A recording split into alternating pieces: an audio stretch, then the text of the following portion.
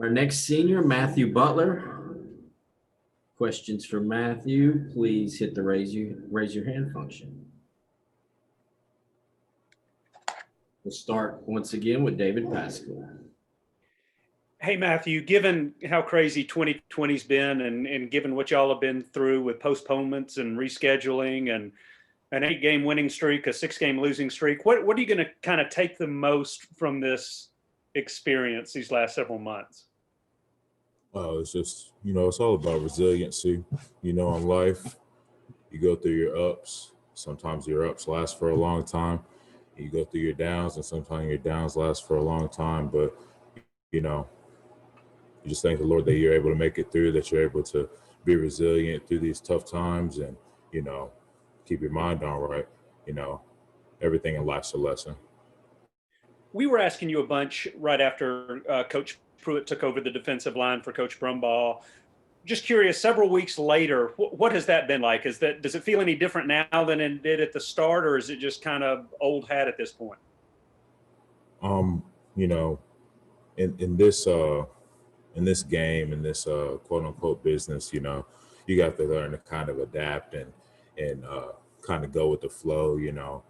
I don't want to say like it was unfortunate that Coach Brumbaugh had to leave us, but it wasn't expected.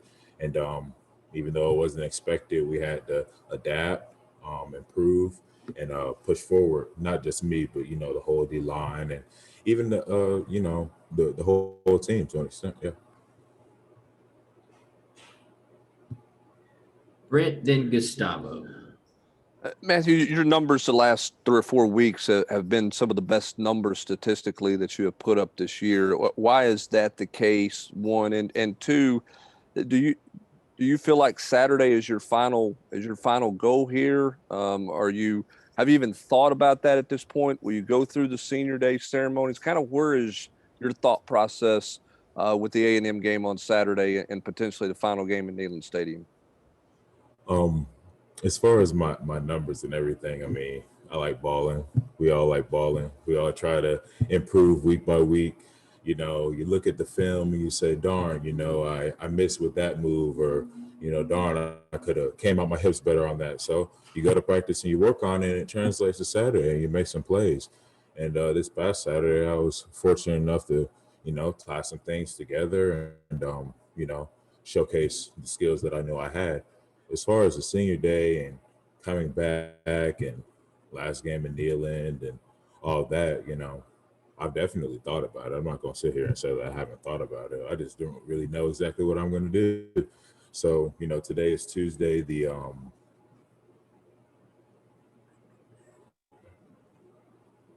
15th, and I have a good while to figure that out. But when it all comes down to it, trying to play really well in this game on Saturday. If we have another opportunity to play another football game, then play really well in that, get 2 wins, and make it happen.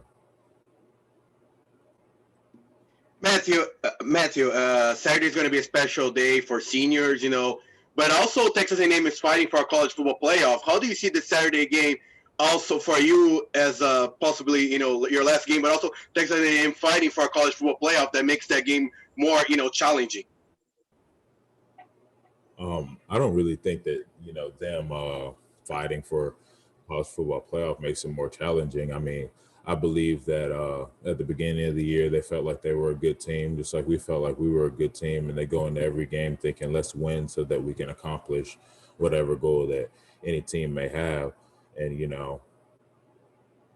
we're just approaching this week like we would any week, intense mental preparation, excellent physical preparation, great recovery, great nutrition habits, knowing our opponent and going out there and playing to the best of our ability. Patrick Brown. Matthew, whenever you do get to that point where you need to kind of start that decision-making process, how are you going to go about evaluating what you're going to do in the future, and what kind of factors do you think you'll take into consideration on what to do? I'm going to be praying a lot, that's for sure.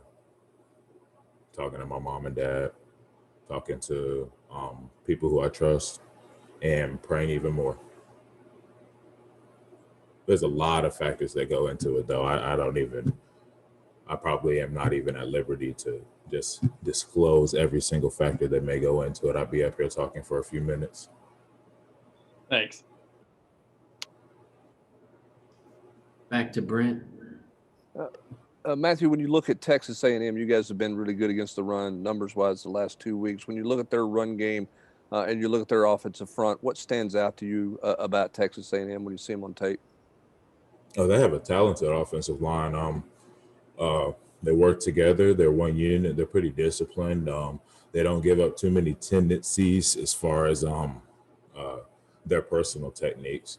And just even in these 2-3 days, we've been able to pick up on, how they play and what they do. They do it pretty well, or, they wouldn't be having the success that they're having.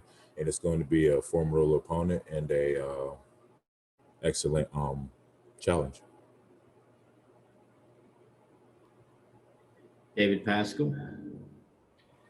Matthew, Trey was just talking about his favorite moments during his time at Tennessee. Do you have one or two of your favorite moments since you've been here? One that comes to my mind was like my first game here at the university versus Georgia Tech down there at the Mercedes-Benz Dome when they first opened it. I think we were like the first or second team to play in there. It was a really good game. It was an excellent game, actually. You have moments like getting your first tackle, which I believe was in the next game after Georgia Tech. You have moments like getting your first sack, which was last year versus Mississippi State. And then you just have all of the wins that you get either on the road or in Neyland, like, beating Auburn on the road my sophomore year and, securing a bowl game last year versus, I guess we secured it versus Missouri. So, those are all excellent memories and, things that I'm going to take with me for the rest of my career and life. Any other questions? We'll go to Vince. Matthew, if you don't return to Tennessee, what do you see in the young defensive linemen on this Tennessee roster with the future? Oh, yeah, there's some dudes. They're going to get right. I feel like, not only myself, but everybody who came before me, we set a really good foundation, and we set a matter of mental and physical discipline. And, of course, it's up to them to, adhere to it, but there's going to be pressure to adhere to it because you see people have quote unquote success. When you see people have success, you typically do what they try to do. But, for all I know, I might be right here with them, being even more disciplined physically and mentally and making it happen. Like I said, I'm just still trying to figure that out and everything. I'll be up front. Last question, Gustavo. As the final game of regular season comes on Saturday, how do you see this 2020 season of Tennessee football with such ups and downs and so many challenges? I see it as like you said, it had a lot of ups and downs and a lot of challenges, but it's just an opportunity to. It has been a whole opportunity to just check yourself,